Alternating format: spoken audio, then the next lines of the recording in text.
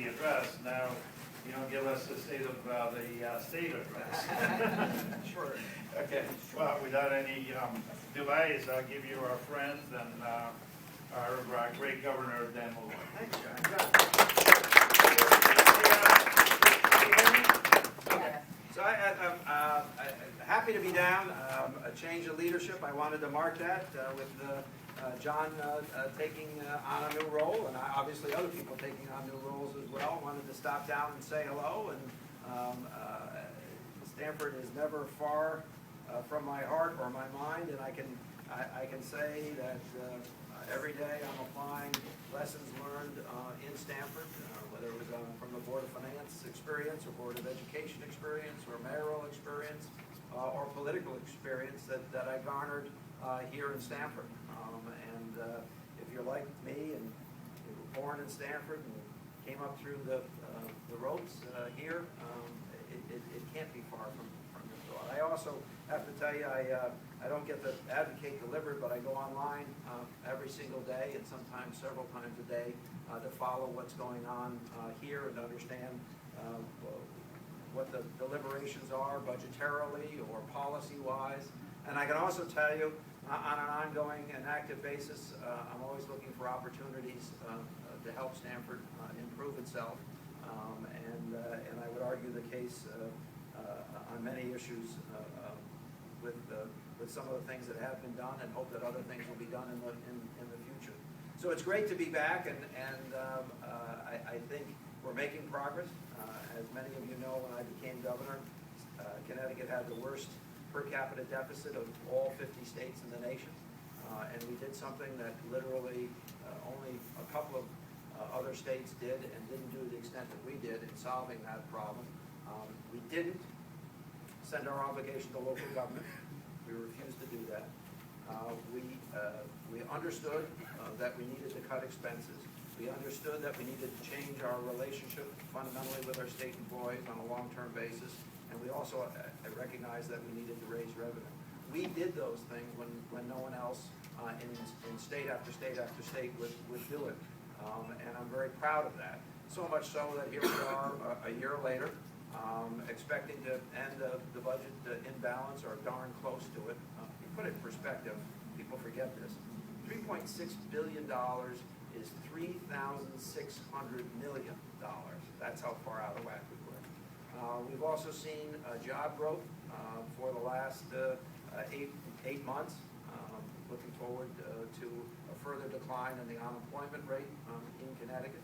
We're also making massive investments in areas that we believe in the long run will bring prosperity back to Connecticut. I could talk to you for hours about our investments in innovation and technology and in bioscience that I'm very proud of and believe that in the long run will produce in our state the kinds of results that states that have been taking our jobs for generation or generation and a half have seen around bioscience. Bioscience, by the way, and life sciences, personalized life sciences are growing at about 11% per year on a long-term basis. If you're not going to invest in something that's growing, what are you going to invest in?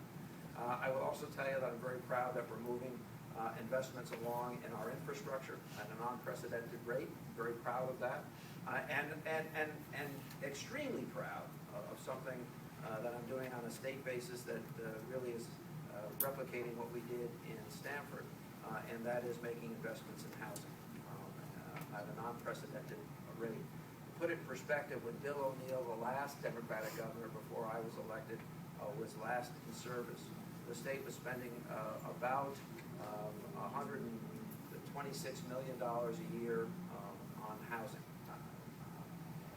taking from the general fund. I'm not talking about bonding, taking from the general fund and spending on housing. That amount dropped to zero in several years and averaged about $6 million a year under Republican administration. During that period of time, state housing, state-funded housing was allowed to deteriorate to an extent that we did not expect any of our fellow men and women to live in. We stopped building housing. Haven't built any congregate, that is senior citizen congregate housing in this state in 12 years. And just in the last year, we have made commitments of $500 million to be spent in housing.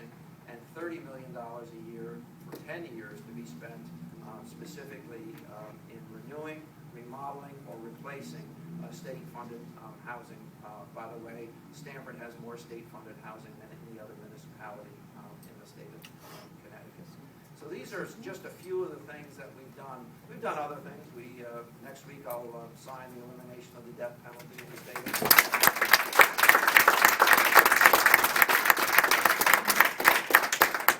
We have decriminalized small amounts of marijuana, which I think those arrests and convictions had disproportionate impacts on some of our population. We have moved in many other directions, including having the lowest crime rate in 44 years, seeing a routine, a drop in crime of about 10% per month over the prior year, continue into a second year, and having lowered our prison population very substantially, and having created programs that are more likely to reduce recidivism in our prisons. All of that and so much more, and we didn't send you our burden from state government. We solved it within state government. So I'm very proud of that.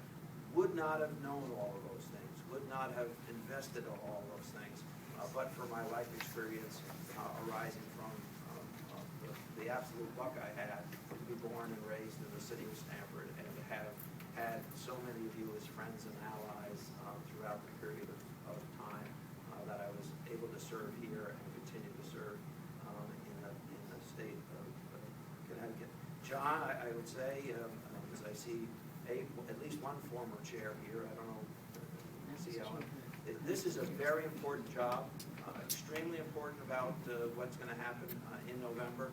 An open seat for the United States Senate that we simply have to win. We have to make sure that Connecticut, which I fully expect it will, but votes for Barack Obama and make sure that he's reelected as well. We have state rep and state senate contest as well, and I'm sure Republicans will come at some of our candidates on some of the votes, some of the principled and distinguished votes that they've taken. So we've got to make sure that we send them back to the legislature, that we have a good working Democratic majority. If we didn't have a good working Democratic majority in the legislature, we would have ended up a lot more like a Wisconsin or Ohio or Florida than what we are, which is going a Connecticut way. So you have a lot of work before you, John. Get it done. And continue the process of building the party, and we'll work with you to build the party and make it stronger on a statewide level as well. And we'll be rolling out some initiatives. Is there an executive order? Yes, I'm an executive in your orders. But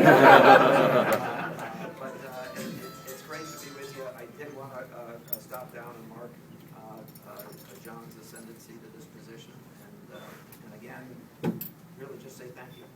Thank you all very much. And besides, I get to see my sister. And your brother too. Oh, there's somebody. Oh, him. Oh, okay.